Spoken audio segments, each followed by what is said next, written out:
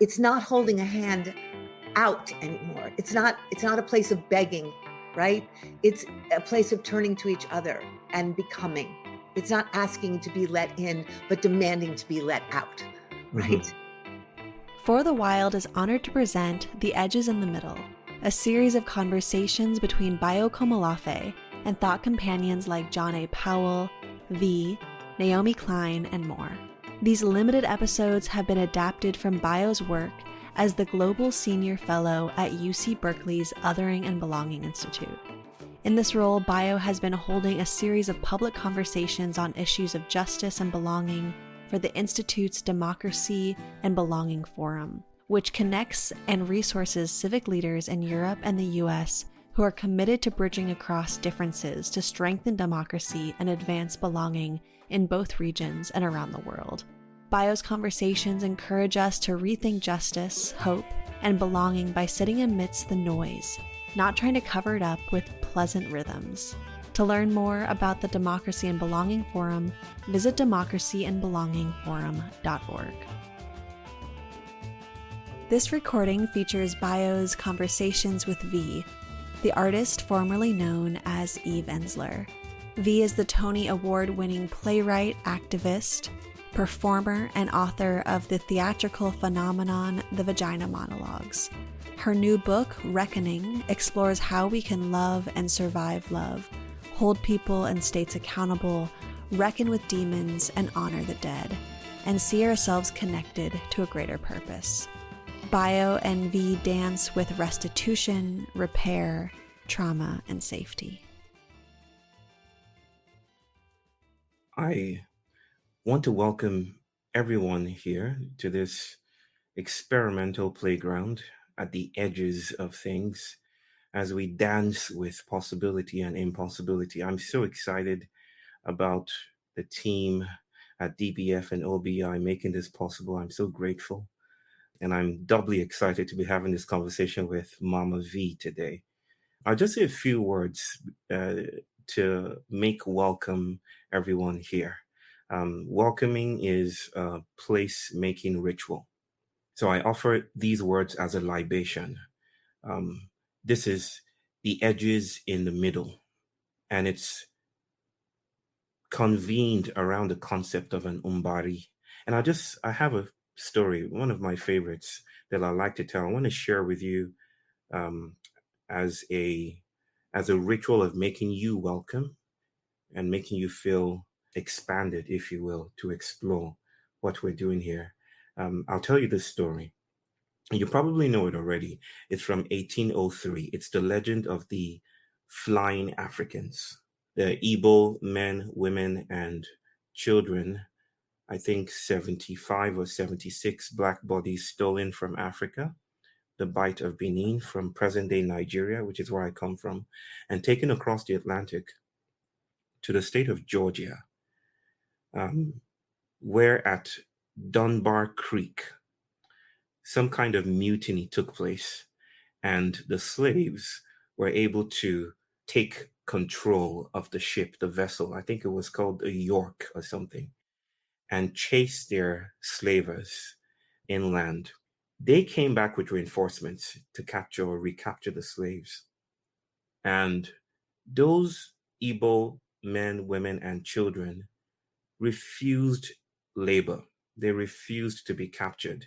They would rather die than to see themselves as organs of a plantation. So what they did was just form a single file and march into the waters, singing an ancestral song to Chuku, who is the great spirit in Igbo cosmology, right?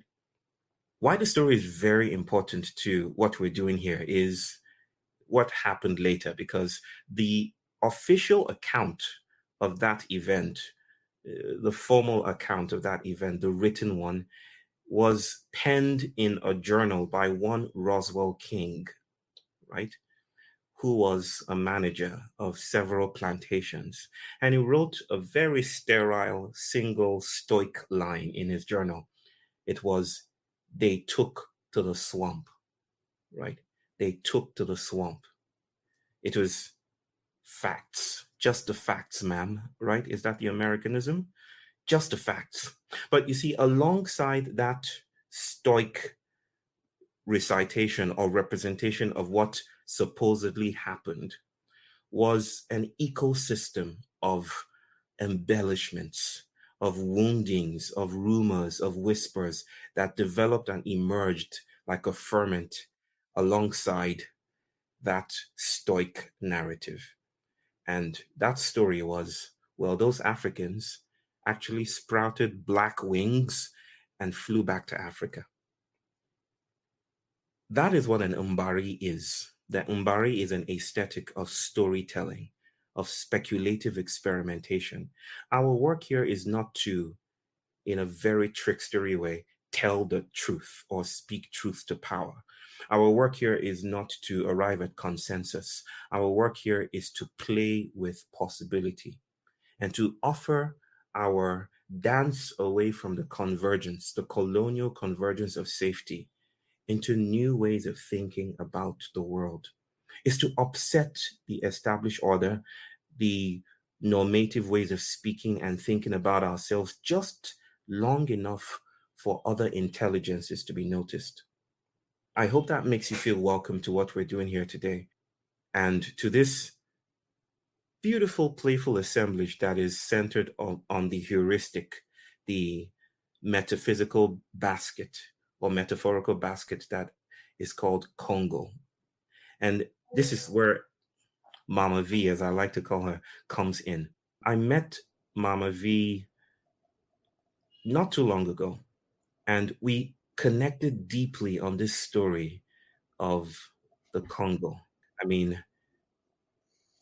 I was born in Nigeria, right? I grew up in Nigeria and migrated to what was then called the Zaire, right, in Central Africa, now called the Democratic Republic of Congo. I lived there. I enjoyed it. The food, soukous, the dance, the people. Some of you tell you more about that. It was a place of joy and play, and I have great and fond memories about living there. Eventually, a war broke out, and we had to return to Nigeria. Ultimately, my father died there. So the country of Congo holds this place for me of loss. It has become a figure of loss and strife and a quest for my father, this ongoing quest to reconnect with ancestrality.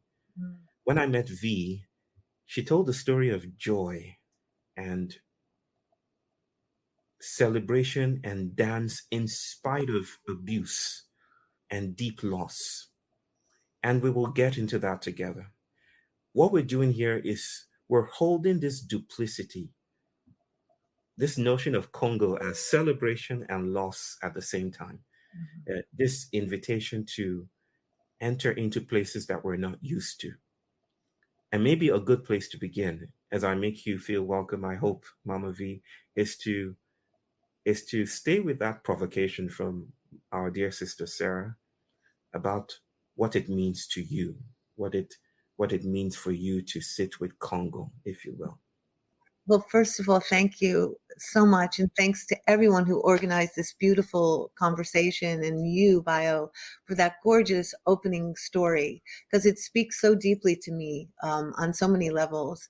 But I think it's funny because sometimes what you were talking about, the play with possibility, right? Yeah. The Congo, and what we've created there in some ways is actually a portal of possibility, right? Right. In the midst of the impossible, right? In the midst of the seemingly impossible, right? Yeah. And I think Congo for me is kind of the apex or the intensification of that paradox of incredible violence, incredible suffering, and incredible possibility and celebration, right? Yeah. And I think finding out that your early years were spent there and the loss of your father there was very profound to me, because the Congo occupies my heart like no other place in the world. I have been changed by it. I have been educated by it. I have been transformed and taken to other places And the women there particularly live in my dreams, in my pores, in my system, for the many years that I have spent there. And what people would call working there, but it isn't work. It's loving there. It's connecting there. It's being in solidarity there. And I think in many ways, you know, that story you told of people refusing, the slaves refusing their bodies be of slave labor and rather walk into the waters is so telling in terms of the Congo, because I think many people in the Congo, particularly in the East, are now living outside any structures that really exist in the world. Right. You know, when people have been so systemically suffering in such a malignant and internally ignored way by the world for so long, right? And even when supposed agents of help and change make nothing but kind of shambolic offerings, further insulting and humiliating. And when that suffering and deprivation has gone on for so long, it's become calcified, right? When there's no reliable outside force to turn to, people have created their own nirvanas, their own realities outside those structures of oppression, right? And I think it is so it is so gorgeous to see what people have created in all kinds of ways. But City of Joy is a particular, because I would say it is a palace of possibility. It's a Right. portal. It's an opening that has grown out of people's non-reliability on those structures, but turning inward to themselves and to each other to create a new paradise, a new world Mm, in the midst mm, of what has collapsed, you know? mm, Um, mm. so Congo for me represents that, Right. and the beauty of that, and the struggle of that, and actually it's taught me in so many ways that you know, I love the image of the lotus so much because it's the only flower that blossoms and seeds simultaneous, and it's the flower that blooms from the mud. And Mhm. City of Joy is this lotus that has risen out of, you know, I can't tell you how many people said to us at the beginning, this will never work, this can't happen, this will never Yeah. happen. And it's holy. It's holy because it's not holding a hand out anymore. It's not a place of begging, right? It's a place of turning to each other and becoming. It's not asking to be let in, but demanding to be let out, right? Mhm. Um, Mhm. Not waiting for that day to come, but seizing that moment now, right? Mhm. And Mhm. believing that moment is enough and essential in spite of everything that is being told, um, uh, or even what's around it, right? And Yeah. so that's to me what miracle means, right? A collective decision and energy and a field of possibility that has been imagined. Mm. It really is a planetary tale, isn't it? It's the story of we've been pressed down. There seems to be no place to go. We are living in the Baldwinian, the fire next time Oh yeah, moment, right? yeah, Or it's the fire this time, it's right? right there. Yes. There's no more water. Water has been extinguished a long time. We're in the fire now, but even in that place of being burnt and pressed down, there remains this persistent, almost fugitive glimmer of, dare I call it, hope. I think hope is too impoverished a term. That Mhm. something so ravishing, celebratory, maybe even festive, lives in the deep places of, what have you, trauma or repression or oppression. You know, Mama V, I think I told when we had our conversation that my son's name is Abayomi, which also happens to be the name of my father. Abayomi is the Yoruba word for, well, we don't have words per se. We have stories or rikis. We Mm. tell legends in the names we give ourselves. We kind of shorten it because it's not practical to sing stories when you're calling out someone, calling someone rather. Um, but the full name of my father, who is also my son in a sense, is Ota Obayomi Olorun Oje, shortened to Abayomi. It means the devil or the enemy would have won, Mm, but God mm, did not allow it. It also means mm, they they buried me in the soil, but they did not realize that I'm a seed, right? It's this idea of what psychologists are struggling with when they say post-traumatic growth, Hmm. right? Exactly. Right. Exactly. Yeah. I mean, and you have never been shy. I mean, your book, The Apology, is this struggle with forgiveness, with with restitution, with restoration, I dare say. And it's really an invitation to do something else with forgiveness. Do you want to say something about that? You know, to think Congo through this Mm-hmm. dynamic of coming back to the so-called flattened destitution. I love what you're saying, and I love the name of your son. I love that whole idea because I think, I mean, just going back to City of Joy for a minute, and wounds, Yes, right? yes, You know, wounds are portals. Wounds are portals, yeah, and I think it's all degrees to which we are traumatized on this planet. All of us are traumatized. Birth is trauma, right? Coming into this world is a trauma. Leaving that delicious, yummy, warm, safe womb and being pulled out into this mad thing, right? That is trauma. I think one of the things I've had, and it's a weird thing to say, but I've had um, a life of intense trauma, intense violence, intense invasion, intense disruption of the path that I might have been on had someone not come into my body and splintered yeah, and fragmented that.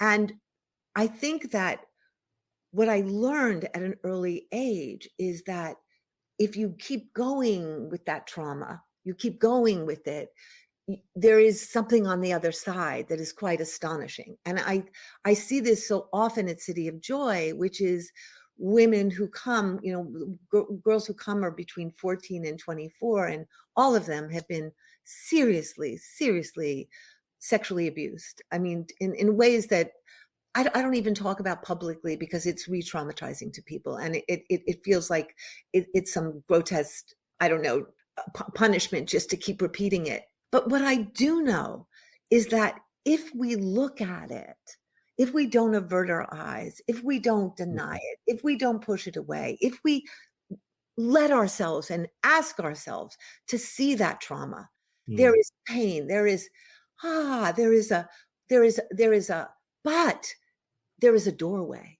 There is yes, a doorway. And writing The Apology, which was me essentially writing my father's apology to me for yeah, his sexual abuse and his physical abuse of me, was excruciating.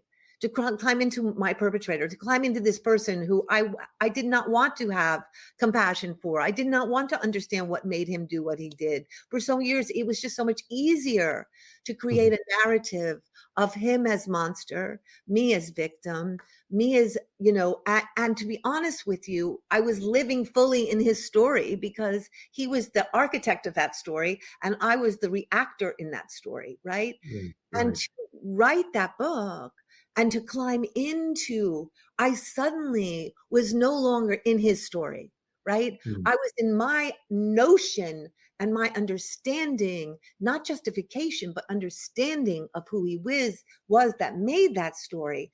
And I was able to actually break that narrative and leave that narrative and not be a consequence, not be in reaction to, not be always in response to that traumatic event and that traumatizing person, right? mm, And mm, I think what it's taught me is that for me at any rate, my attachment to that narrative, it was a home. In fact, I knew it was familiar. I rested there. I moved in couches. You know what I mean? I made a life of it. But mhm, it kept me in one single room, and I wasn't exploring all of the reality around me. And I think that one of the things I see that happens at City of Joy is that these young, beautiful, astonishing women come and they're broken and they don't believe they have a right to be on the earth, and they can't imagine why anyone in the world would care for them because they've been so exiled and so humiliated and so shamed and so damaged. But within 6 months, after being cared for and loved and seen and actually pushed to confront and walk through that portal, Yeah. my God, what happens is so glorious and magnificent. And Mm. we in this country, I think, particularly in America, we are so terrified to look back at, to touch, to know all of what that has brought us here. And so we just keep repeating it and living in that narrative I was talking about, because we've now built fortresses around it. We have 4 million guns to defend that narrative, right? We are constantly, and I think the work is, how do we really be brave enough Mm. to go inside it, Mm. to feel it, to know it, to understand it, so we can break out of it.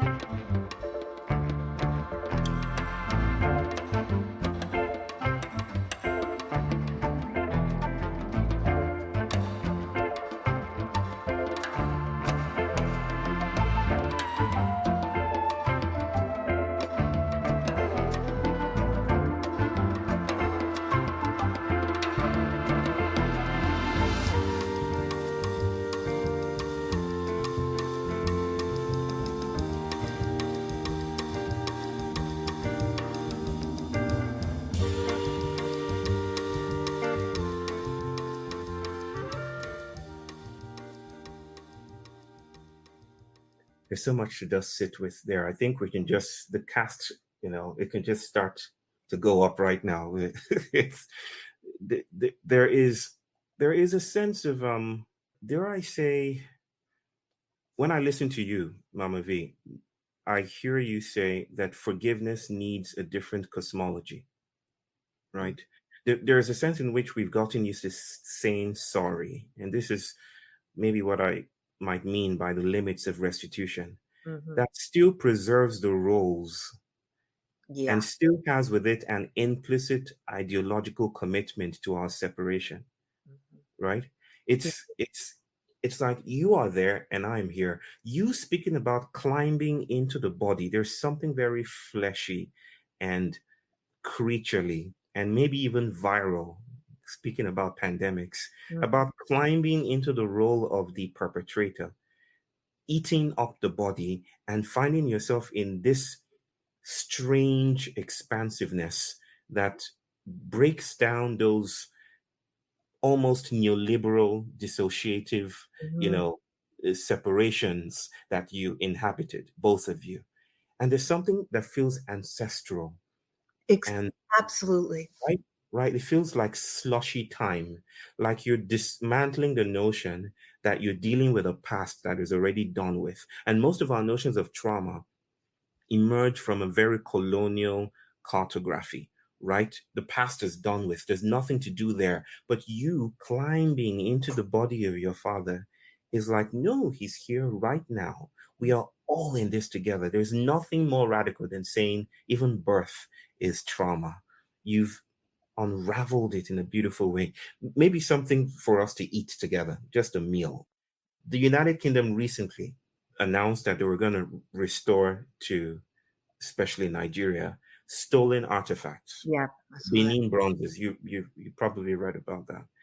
And this idea of restitution, it feels recolonizing, right? Totally. Here it is. We're Mhm. going to restore as if an original could be reclaimed, right? We can just get back to the way things were.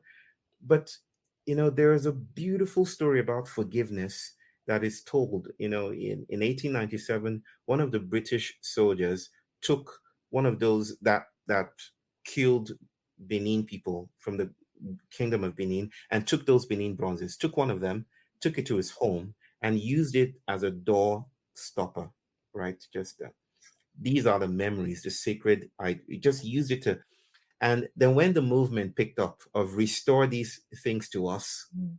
like bring it back to us from Mm. Nigerian activists and African activists, this gentleman who was now old, who was the grandson of that soldier, said, I think I should return this. And so he came back with that tiny but incredibly weighty and ontological object and came back with it. And he expected to be mobbed and to be beaten, in the villages in Nigeria. Instead, Mama V, we gave him more. The Mm. people came out and said, hey, take more back with you. Think about that. It's like what you did with your father. It's like turning the scripts. Totally, totally. Right? And I want to speak to forgiveness, because Yes. I'm highly suspect of forgiveness. Okay. I feel like it's one of those notions that kind of got pushed on us through Uh-huh. those colonial Christocentric. Christos, exactly. And I think what I would rather talk about is the alchemy of apology, the, Mm. the biological, psychological, I thought you were calling me physical alchemy of apology. Because one of the things I think that happened for me in this book is that and writing, it wasn't even a book. It was literally making a a decision. ritual. It was a ritual. It was calling in my father, who came, who was here, who was present through the whole writing of this book, Yeah. who would wake me up at 4 a.m. and say, come, I'm going to tell you a story, stories I had never known. And he would just tell me things.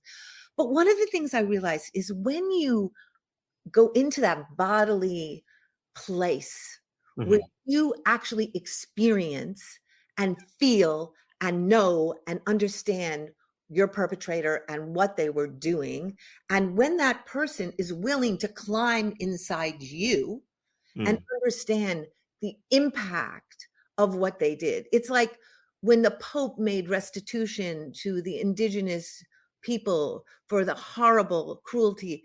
Did he climb into their beings?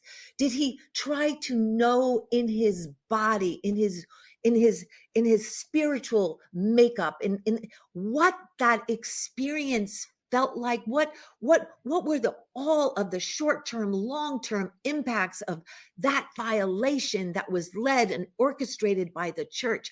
Did he take months knowing and feeling and going there? Because that alchemy frees resentment, frees rancor, frees anger, that's the alchemy. That is what we call forgiveness, right? That happens, but it's not something you can do, because it's not up to us to forgive.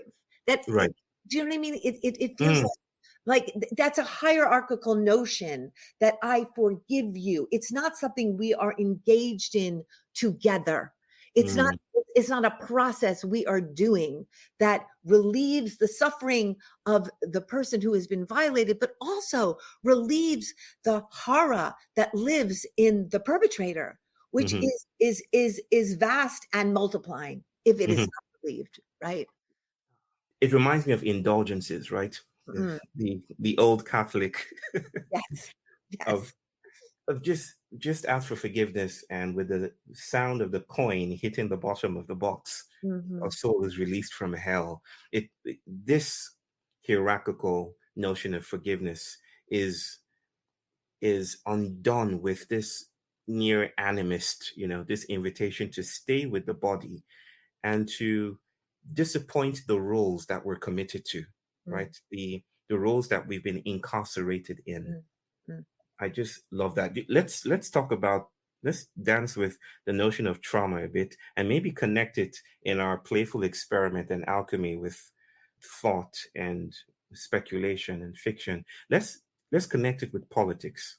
We've had a conversation about the larger stuckness of politics today, and it feels like trauma as politics, not trauma as a thing in politics, but trauma as a politics today.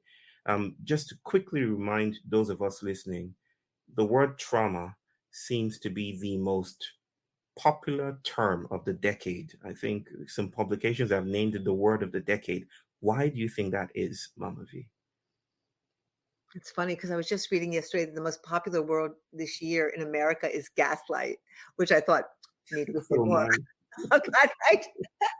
Um, well, first of all, I think trauma is so vast. There are so many ways in which people feel traumatized, but I also think it's a framework that allows us in some ways to be thinking about the past and the present simultaneously, right? That what one of the astonishing things about trauma is, as a person who has experiences a lot of what people refer to as PTSD, right? Yeah. Where I Yeah. can be in a situation and something triggers, because I was physically beaten a lot, where it was constant and for years. Um, when it happens, you are actually in the present, but you're not in the present. You're in the past, but you're not in the past. It's a timeless continuum of happening. And I think we are in a period of global reckoning. I think it's happening. And I think trauma has been the kind of pathway that has pushed us to this reckoning, right? And I think there is a great pushback against that reckoning, of course, because people are terrified of what that reckoning could lead to in the way of actually transforming consciousness in I think, a very significant way. But Yeah. I think I think people are beginning to wake up from this kind of deep sleep that trauma induced in so Mhm. many places, and beginning to articulate the impacts of that trauma, the history of that trauma, the time confusion of that trauma. And I think it's also a call for, I don't, for me at any rate, it's a call for a new form of compassion, a new form of solidarity, a new form of stepping inside each other and understanding each other in ways that we have never been able to do before. And, Mm. and I think trauma's opened those potential doorways to that, Yes. you And know? it might seem very politically incorrect to speak about trauma as a portal, but Mm, that is what indigenous elders, African cosmologies and ways of knowing have been saying for so long, that the trickster abides at the crossroads. mm, That's the trickster's, home, and trauma is that home. You just spoke about trauma as time travel. This is what I was hearing. It's like a reconvening of time. yeah, Like the past isn't done with, the future is yet to come, yeah. or the past is yet to come as well. It's almost like we're being invited to lose form, and Mhm, there's a crisis of form. um, it, so that trauma is not just this external thing that happens to us. Trauma is also our ideological commitment to reproducing the forms we're used to. It's a politics. mhm, It's a way of stamping our authority and our mhm, mastery mhm, of where we are. And maybe this is why politics is so stuck. I mhm, mean, United States being an exemplar of mhm, that. It's mhm, the left will never meet the right because they're right, and the right will never meet the left because they're correct. And mhm, when we are both correct, we're going to be eternal others to each other. There is no belonging in being correct, mhm. because being correct is also another form of colonial entrapment. Exactly. I want to tell you this story that's related to that. I don't know Please, why. I'm please, just Mama. negotiating, so I'm just going to grab it. I for many years I spent time in a correctional facility in upstate New York Mm, working. mm, I ran a beautiful, beautiful group with people who have been in prison for long times for violent crimes, and it was a writing workshop where they really went deep, deep inside their crimes, what led them to their crimes, what they felt about their crimes, just the holiest examination, the mm, bravest examination. But when I first started, I ran this group where every week everyone would go around and they would talk about one central experience from the age of 1 to 9, and then 9 to 18, like thing. And all the women in the group, I just had such a deep connection. But there was one woman who I really didn't like, and she gave me the creeps, and I wanted her to go away, and I didn't like her, and I was judging her, and I just and it was and I had so much. This was years ago. I had so much judgment for her, and the second group, she sat down next to me, and I was like, oh, I don't like this woman. She scares me. And then she started to tell her story. And her story was that when she was a child, her parents had basically used her as a sex toy. and they Mm. had sold her out to people, and people had chained her to beds and put things inside her and had sex with her from the time she was like 5 years old. Mm. And when her mother died, her father then married her and Mm. made her his person who would go and find other kids to bring into their lives, and they would then sexually abuse them and sell them out. And eventually somebody died. Mm. And when she came to prison, she didn't know why she was there.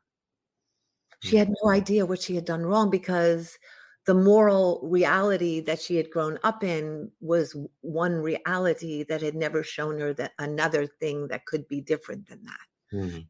She Mm. told this story in the midst of 20 women who had all been radically self-abused, and many had been sexually abused as children. Mm. And I sat there just weeping because I had made a determination about her based on my feelings, my judging, my whatever, but not climbing into her story to understand what had brought her to where she had been, to understand that I have no right to do that any place I ever am in this planet until I know the seeds or where things begin to get Right. to where we're going, right? And I Right. think in a way, that's what you're talking about. It's like, if we don't understand what brings people to who they are, how they think, how they behave, how do we begin to even think of changing or rearranging or transforming our consciousness? Because people are stuck in time. People Yeah. are stuck in history. People are stuck in pain. People are stuck in story. And to puncture story, to unravel story, to disentangle story requires time and Yeah. attention and care and love. And this world is moving so fast. It's Yeah. moving so fast. We don't Yeah. have time for that, right? This is then an invitation to slow down. Speaking of going fast, and slowing down is not, as I like to say, reducing speed. Mhm. It's about meeting the others, the radical others, without which we are not possible, right? It's about touching and being touched by the others. And the story of the apology, it just feels, um, it just feels like a shamanic encounter. I Mm, mean, what you did there, the alchemy of apology, I just love that. And it dislodges again the hierarchical framing of forgiveness as um, establishing some kind of holiness. And I think we're too holy, or mm, where our quest for holiness or arrival or completeness or wholeness, mhm, used with some specificity here, mhm. is is what's getting in the way. And maybe this is what slow down is. How do we fall apart together? How do we Exactly. meet each other? How do we stay in the middle, the edges in the middle? That feels like a good question to hold with some tension. I love that so much. And maybe there's pagan holiness, which is a different kind of Oh, I holiness, love that already. right? That's a book title. Maybe pagan holiness is fragmented holiness, messy holiness. Yes. That's the word that comes to me whenever I'm at City of Joy is holy, and I think, but it's holes. It's holes. It's full of holes. It's full of absences, right? Only then. It's full of it's Right. full it's full of possibility. It's full of what can be, and it's Yeah. also full of the intention to live with care, Right. so that, for example, a lot of the women who work at City of Joy as social workers or as the mamas who cook and take care of the girls, all of them are traumatized. All of them have been through many similar experiences to what the girls have been through. So they are constantly, as the girls are going through it, they're going through it. So it's a community of holes inside holes, which are all emerging as the community is emerging. And there's not anyone at top saying, I forgive you. We're all in this story. I just have a little more skill, or maybe a little more distance, or a little more time under my belt, experience to help you move through what you're moving through at this moment, right? Have we ever been not broken then? I don't think so. No. I mean, maybe in the ultimate divine beginning I would. there was oneness that then got blown apart. Do you know what I mean? Yeah. You know? Well, being blown apart is how creativity happens, right? It's how we are here.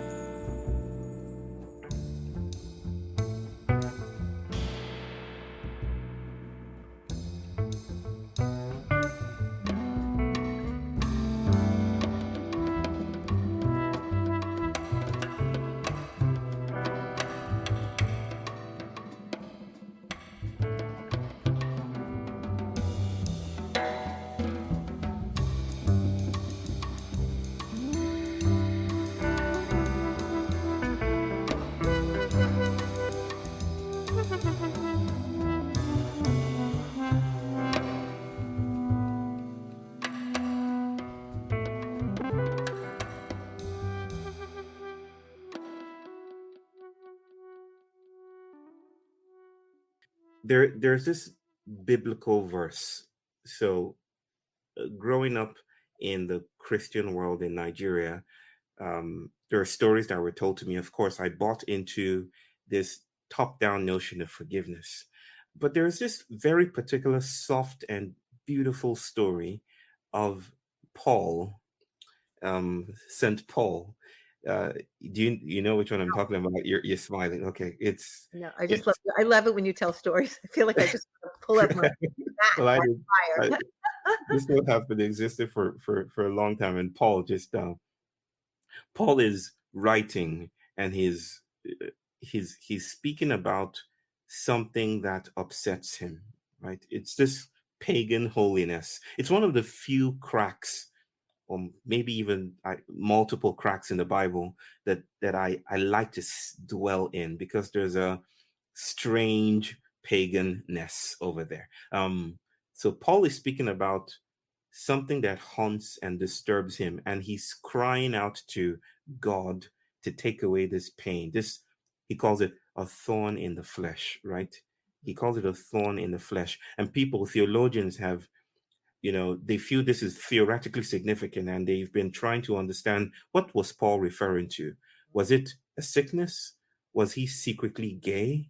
Was he having affections of a certain kind that he could not reconcile with his Christocentric worldview? What was happening here? And the response is what I'm getting to. The response from God is, I'm not taking this away, but my grace is sufficient for you. And I've been stained with those words. What does it mean for grace to be sufficient to a wound? What does grace do with a wound that is beyond rehabilitation? Because what the divine was saying to Paul was, I'm not going to fix this, but I'm just going to stay with this trouble. I mean, what's that evoke for you? No, Right? Staying with the trouble of the wound. that's so beautiful. That's so beautiful. I think what it evokes for me is the notion that Rilke quote, we are guardians of each other's solitude, Right. right? That we are not meant to go inside and take away people's pain, but we are meant to sit by people while they do that process, so they know they're not alone. And it's taken me a long time to learn how to do that, because I think my instinct when I was younger was like, I want to get in there and I want to be able to help people not be in pain. And why? My pain has been my greatest teacher. My pain has been that doorway, which I am constantly, it's that thing that Tennessee Williams says, without my demons, I won't have my angels, right? Right. Like without your demons, you can't call for your angels, and your angels won't come, right? And I think part of what I see sometimes, going back to City of Joy as an example of that, is what is the role of dance, right? Dance is grace. Dance is grace around our wounds. Dance is like the practice of dance, and the movement of dance is what moves through City of Joy.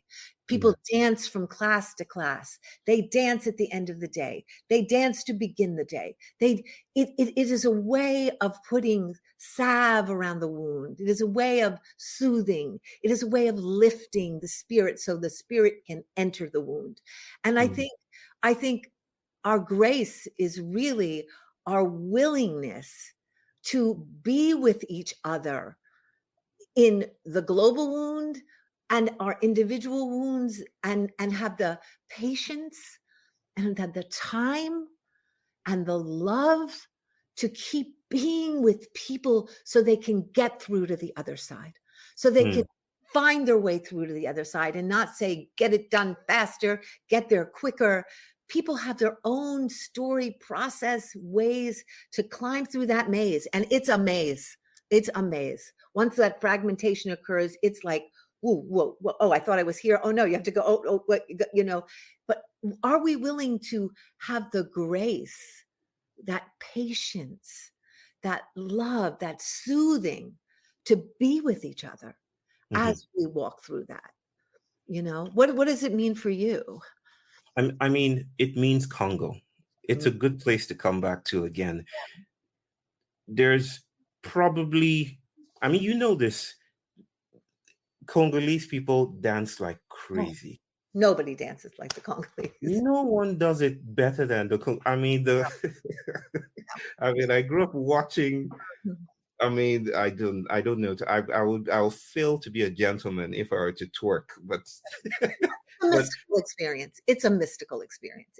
It's a mystical experience. It's just fascinating to watch them. And I think coming back to this heuristic, it's not just this beautiful, tragic, terrifying, but yet resiliently poetic and beautiful thing that we call Congo, which is a tensional intensity between loss and pain and freedom and festivity and the carnival, right? It seems dance is the politics of loss, right? It's like where we are now as a planetary species, we need a form of politics that is dance, because there's nothing more cartographically fugitive. There's nothing more tendrilic. There's nothing more invitational than waltzing together. It's like your body is my body. Let's do this together. We need a politics that goes beyond, no, you do all the work. No, I'm standing on the right. Because we're going to keep on repeating. I mean, the call of trauma seems to be like, you need to leave here. You need to move here. I mean, there's no fire next time. We need to move. We need to become exilic. Move. And I want to share with you. I love that dance is the politics of loss. I think that is so genius. Okay, so I'm going to tell you this. So we started 1 Billion Rising 10 years ago, which was this attempt to open up the possibility that women and all people around the planet would rise and dance to end violence against women and girls, right? And of course, dance is everything, right? But I want to tell you the funniest story. I was on this show in Britain, and I'm sure you know it. It's called Hard Talk. Right? Oh, that one. Hardball, whatever you want to call that show. And so he looks across at me and he says, "Tell me, Miss Ensler, tell me, what does dancing do?" Good accent. What does it do? Right? And I just started laughing and I said, what doesn't it do? What doesn't it do? And I thought to myself, the fact that this needs to be explained, that dance is the one space that is liminal and not liminal, that is bonding us and freeing us, that is associating us and disassociating us, that is lifting us and spinning us, that is allowing us to release our trauma in public without shame. It is the most genius form, and it is the politics. It is the pathway of movement. I mean, what are we trying to build? We're trying to build movements, Yeah.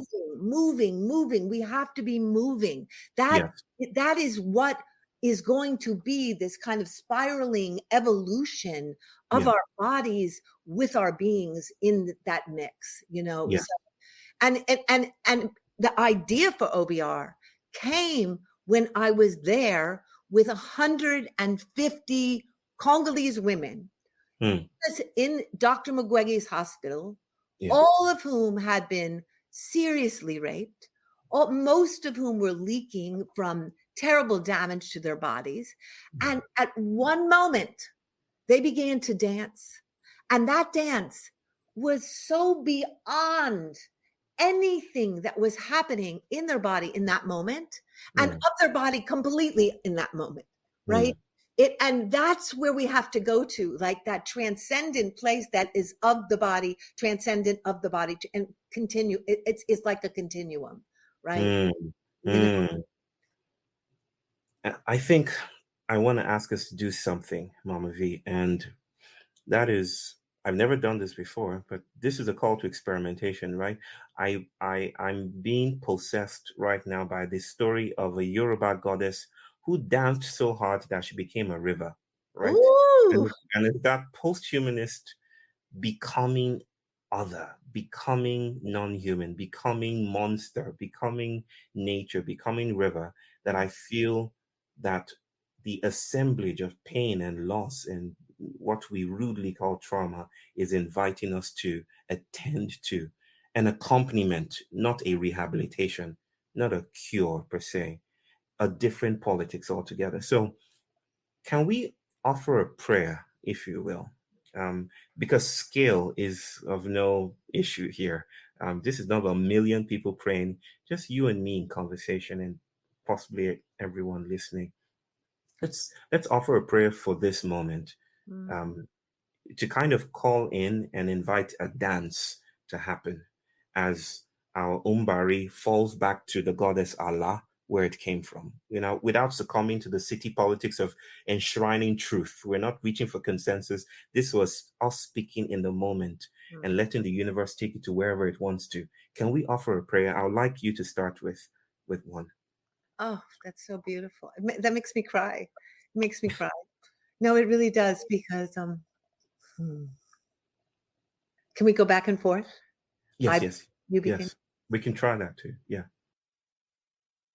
May we call to the parts of ourselves and each other that are buried in ourselves, that long to be freed into what they desire to be. Hmm. May we decorate and find the spirits, the freeing, emancipatory spirits, to guide our hands to decorate and adorn the thorns of flesh around us and in us and within us as spaces of perverse freedom, dancing emancipation. May we see that which has been hurt inside us, those hurt portals, as openings to worlds we need to travel to in new forms, whether they be animal forms or spirit forms, so that we can touch into parts of ourselves that can guide our imagination. May we be visited. May we be thoroughly visited. And in the wake of the traveling ethical trickster, may we find new ways of becoming with the world and with each other. May our road be rough. May we use the word becoming, becoming, becoming as our central mantra and accept everything that it brings in its path. Ashe. Ashe. Ashe. Mama V, we could have gone for 2 hours. This is a beautiful time with you. Thank you so Oh, much. so beautiful. Thank Thank you. Thank thank you. Thank you. And thank you everyone for being here with us, for co-creating this space of no return together, this space of launching out into the deep. Thank you so much for being with us.